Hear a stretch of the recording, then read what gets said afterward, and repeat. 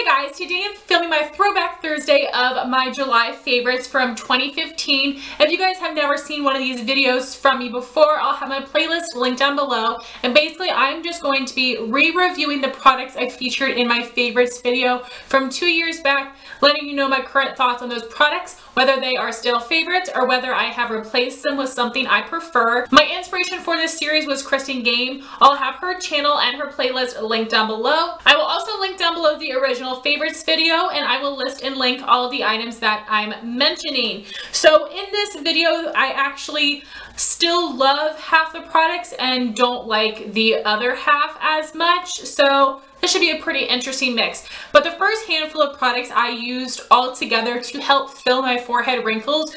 So I don't really have wrinkles anywhere else on my face, but I do have some deep wrinkles in my forehead. And the problem with those forehead wrinkles is that my foundation really settles into them. So I had tried a combination of products to try to fix that. So I'll read off the combination of products, but I'll tell you that I have completely updated that. I still use some of the same products, but I use them differently. So I'll tell you the ones that I used, and then I'll let you know what I'm using now. So I had used the Smashbox Photo Finish Pore Minimizing Primer as my first step to just fill and smooth over those wrinkles. Then I used the e.l.f. Essentials Eyeliner Brush, which is just a flat liner brush, and I was using it to pull my foundation out of the wrinkles to just help it look more smooth. And then if necessary, I use my MAC Studio Finish Concealer in NC15 to fill them. And then I did go over and set my forehead with the Sonia Kashuk Loose Brightening Powder and a triangle sponge. So I still use the Smashbox Primer. I no longer use the e.l.f. eyeliner brush for that purpose. That eyeliner brush instead, now I like to use that to clean up my eyeshadow and help sharpen it. I still use the MAC Studio Finish Concealer and the Sonia Kashuk Loose Brightening Powder. I absolutely loved that. I would say that was a great dupe of the NARS Translucent Crystal Light Reflecting Setting Powder Loose. It is a really pricey powder and you don't get a ton of product.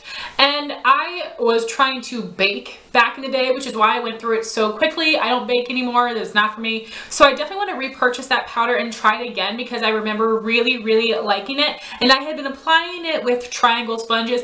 I don't use triangle sponges. They're just not something that I like to work with. Now I'm going to show you what I'm using currently to help fill my forehead wrinkles. So I still have the Smashbox Photo Finish Pore Minimizing Primer. I've also used the Makeup Forever Smoothing Primer, Benefit Professional. All of them work well. Just a pore filling primer to fill in my forehead wrinkles is my first step. Then I will apply my foundation, and then I will go in with the MAC Studio Finish Concealer. Mine is in the shade NC15. This is a nice thick concealer, but I don't find it to be too drying. A lot of people love to use this on their blemishes, but for me, it isn't my favorite, so I've just been using it for this purpose and also to clean up my shadow. And I'm no longer using that e.l.f. Essential Eyeliner Brush, and instead I am using this Real Techniques shading brush.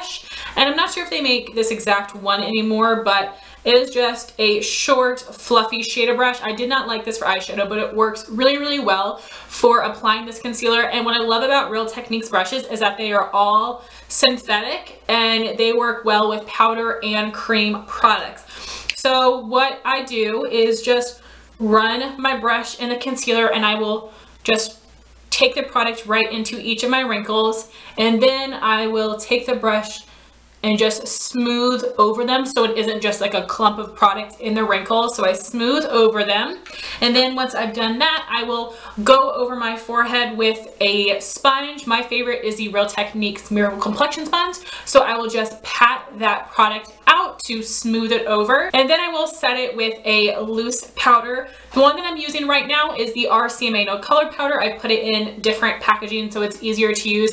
I don't love that powder, but I am using it up, and I don't use those triangle sponges to apply it anymore. What I have been using for like the past several months is the Beauty Junkees Flat Top Kabuki brush, so I can really press the powder into my skin and into those wrinkles. So that is a little method that works for me. It is pretty high maintenance, but I do find that I get really good results, and I do it with every single foundation, but some foundations don't settle as badly as others.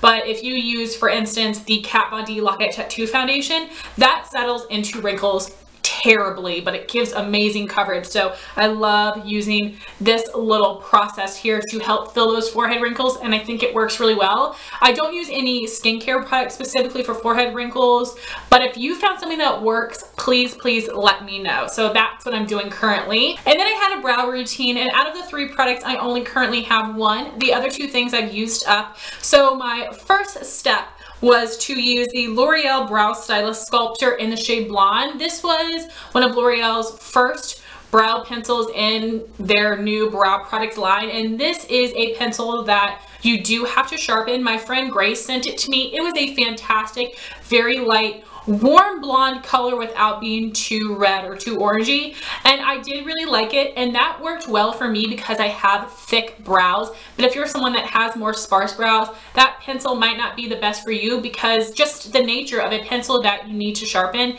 it just isn't going to be as precise as a micro pencil. So I definitely did really enjoy that formula and that color, but I do have other brow pencils I prefer, so I never repurchased it. And then I was also using the Lorac Take a Brow Kit in the shade Blonde. I have used up one of these in the past, and I did repurchase it, and I just used this lighter shade here, which is a really great, very light color for my blonde hair, and absolutely recommend this. This is such a pigmented powder. It has a really great formula that does stick to brow hair and to skin really nicely. These are being discontinued, but they are all on the Lorac website for $11 each, and I think they have 4 different shades, so I would highly recommend this.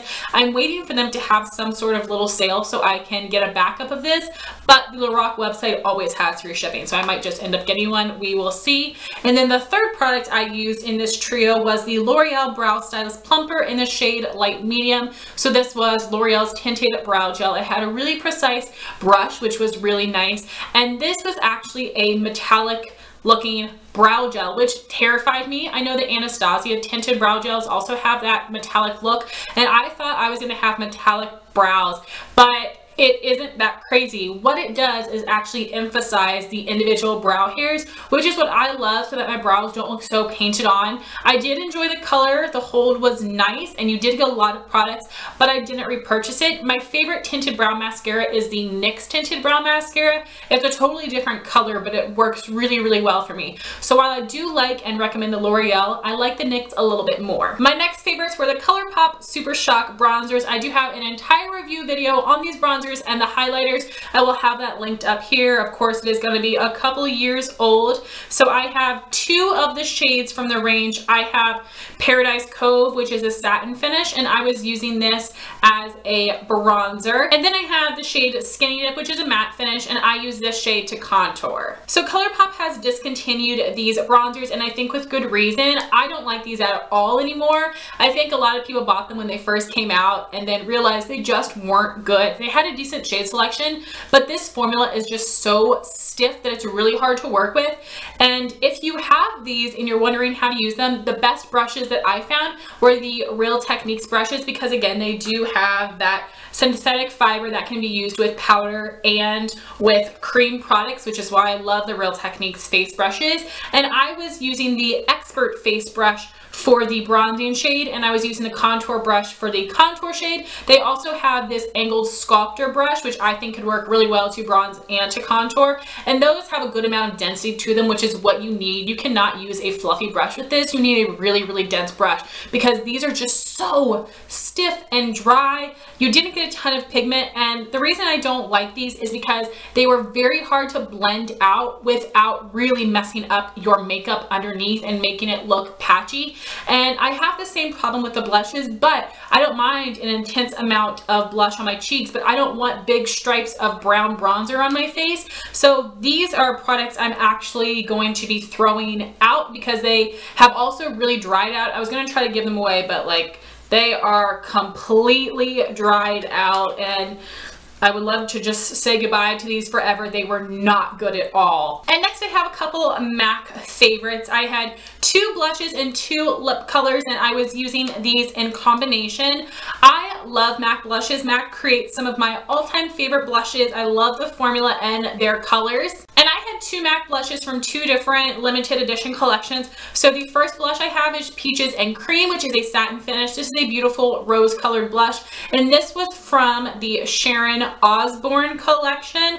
I think this is a really pretty color and not something that I would typically reach for because it's a little bit more pink, but it isn't too bubblegum pink for me, so I definitely love this color. This is still one of my holy grail blushes. And along with that, I was wearing my MAC Patent Polished Lip Pencil in the shade Fearless. And what's also cool is that this was originally a limited edition product, but as of my original video 2 years back, they had added this whole lip pencil line to the permanent collection, which was fantastic. I really love these. I feel like people don't care about jumbo lip crayons anymore, but I absolutely love them. This gives about a medium opacity, a beautiful shine that I think makes your lips look fuller. It isn't the most long lasting because it's not sticky, but it does have a bit of thickness to make it last for a decent amount of time. So I really, really love this as an easy wearing lip product that just makes your lips look so good. I absolutely do love this shade. I wore this in my June favorites and I fell in love with it all over again. I just love the way that it looks on my lips. And for the second MAC combo, I was using the blush in Sideshow You, which is also a satin finish. This is from the Simpsons collection, and this blush is everything. Now, I have quite a few MAC blushes that I would say are holy grail favorites, but this might be my all-time favorite blush because you guys know I love peachy pinky corals, and this is like the perfect shade, and this is a huge amount of blush. It applies really well. It lasts a long time on my skin. I love this color so much. I think it is absolutely perfect and exactly what I was looking for, so that's definitely a holy grail. And then of course I have another MAC Patent Polished Lip Pencil that I was using with that, and that would be the shade Go for Girlie. It is very, very similar to the blush, except this one is a little bit brighter without being neon, so it's still wearable for me. Love this color. I've always wanted a peachy pink lip color, but it's always been too pink, too peach, too orange. I haven't been able to find the right color, but this is it. This is the perfect color for me. So definitely love all of these products. You can't get the blushes anymore, but I would highly recommend these lip products. I think they're fantastic. Then I had two nail polish favorites, and these are from the Maybelline Color Show Bleached Neons collection, which came out quite a few years back, but I had purchased these 2 years ago. I got the entire collection off of Amazon, and I will try to find a link for the collection or for the individual polishes on eBay or Amazon. I actually got them for a really affordable price as well. I've tried other Maybelline Color Show polishes and I hated them, but these are so good. So the two colors I have would be Day Glow Teal and Ultraviolet, a beautiful bright blue and purple. I do not normally like neon polishes because of the formula. I find that they chip really quickly. They can be patchy and hard to work with,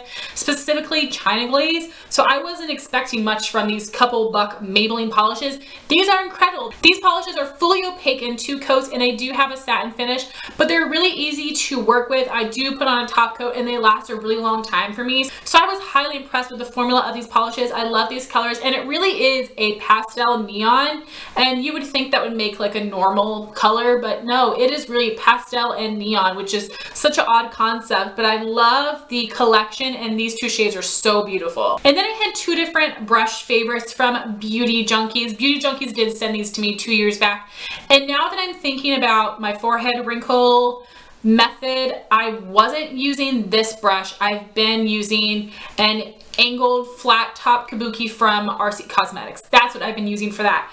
The flat top Kabuki brush I've been using with foundation. So I almost always apply my foundation with a sponge, but if I am going to use a brush, it is going to be this one. This is very good quality, and I think that they are relatively inexpensive, and they always have different coupon codes, and I use this brush every single time I film one of my first impression and follow-ups on foundation. So definitely recommend this. I don't think that you guys need to go out and get the Sigma brushes anymore because there are so many different dupes for them, and this is a very, very good quality brush. And then I have the Beauty Junkees Pro Tapered Blending Brush, which is a dupe of the Sigma E40 Tapered Blending Brush. This is fantastic. This is amazing. You guys see this in several of my tutorials. I like to use the Sigma brush for applying my transition color, and then I like to use this to blend everything out in my crease if it's looking too intense. This is a fantastic, fantastic brush.